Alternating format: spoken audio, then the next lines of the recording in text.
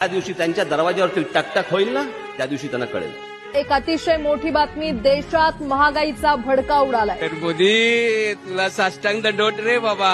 तुम्ही जंगलाचा ऱ्हास करायला निघाले, बिवटे आता घराघरात घुसतायत का म्हणून हे करताय? तुम्ही कशासाठी करताय?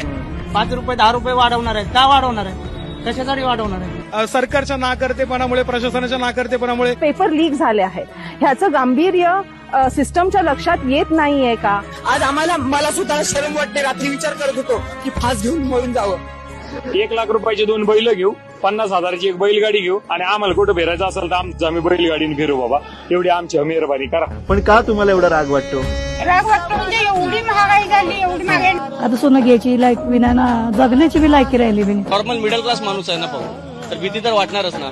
आज अनेक लोक असे, ज्याने कोणी सीए होते, कोणी डॉक्टर होते, आज शिव्या घालतायत की काहीतरी चांगलं घडेल म्हणून आम्ही यांना मतदान केलं होतं। आज काय देशाची परिस्थिती आहे? हे जे काही आता देशामध्ये घडलेलं आहे ना, हे सगळं ठीकठाक करायला त्यांना माहितीच नाही काय काय करायचं नेमकं।